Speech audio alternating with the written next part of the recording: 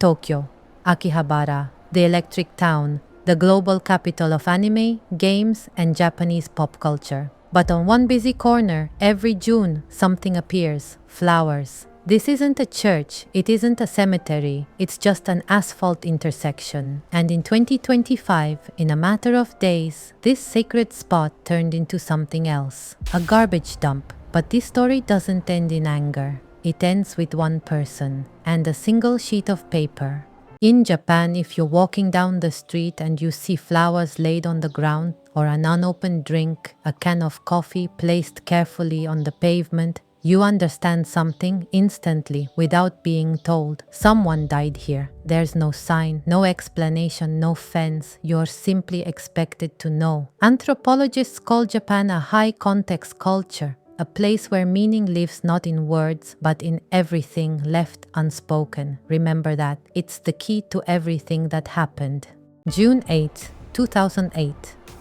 On a Sunday, when the main street was closed to cars and filled with pedestrians, a 25-year-old man drove a truck into the crowd.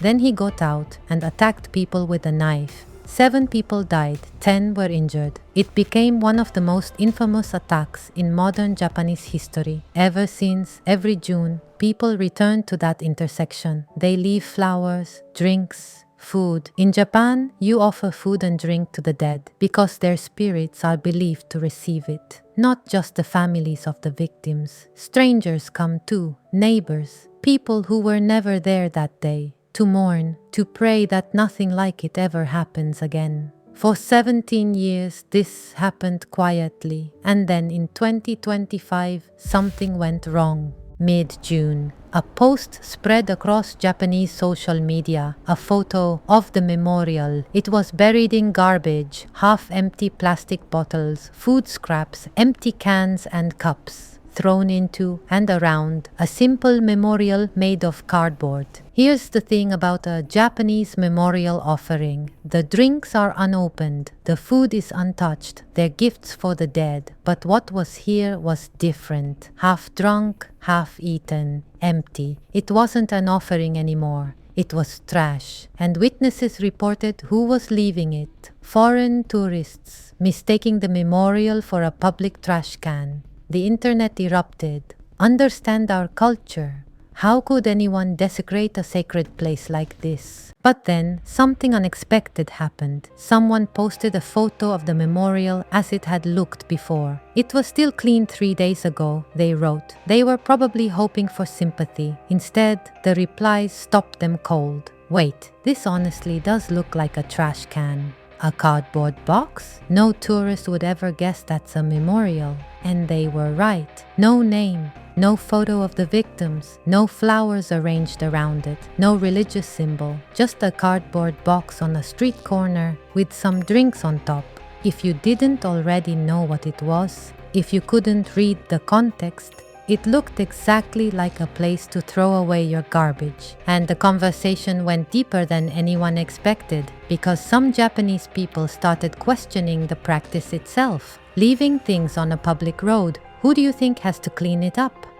It's technically illegal. Someone has to take responsibility for it. Honestly, just put your hands together and pray. Leaving objects behind isn't so different from leaving trash. Even among Japanese people, opinions split, but one thing united them: grief. That a place meant for the dead had become a place for garbage. To understand why this cut so deep, you need to know what was happening in Japan. For years, frustration with tourists had been building. Litter at scenic spots, bad manners at shrines, disruptive behavior on trains. Once, seeing a foreign visitor made Japanese people proud. Welcome to Japan. But the numbers grew faster than the country could absorb them. The government set a target: 60 million tourists a year by 2030. That's nearly half the population of Japan. People were exhausted, and the exhaustion needed somewhere to go. When the memorial story broke, it found its target: foreign tourists. But here's what's easy to forget.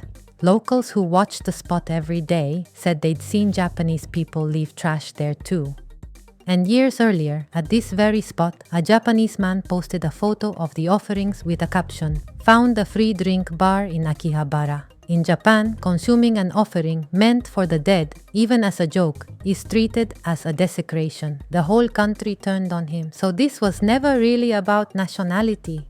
While thousands of people argued online, raging at each other, one person did something completely different. They didn't post, they didn't rage, they didn't film anyone. They printed a sign in English and taped it to the memorial. It read, "Please do not throw trash here. This is a place to mourn people who were killed here years ago. Please be respectful." And then disappeared online.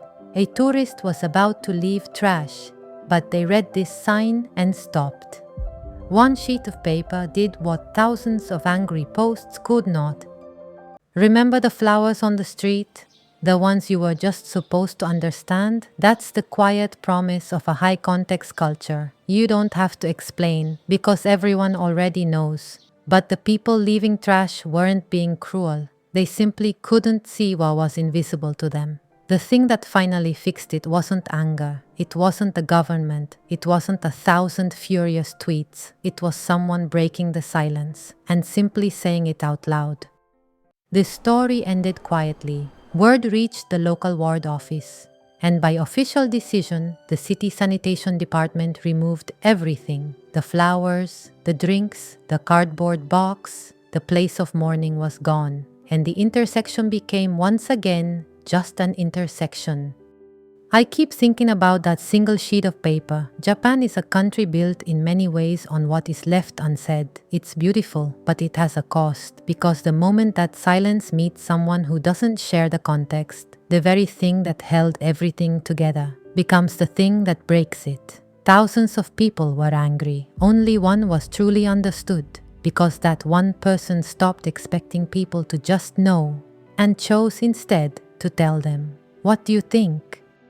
That's everything for today. I make these videos as someone who genuinely loves Japan, not just the beautiful parts that make it into travel guides, but the complicated, painful, real parts too. What makes Japanese people angry, what breaks their hearts, what makes them happy, what they actually value. If that's the Japan you want to understand, subscribe. I'll see you in the next one.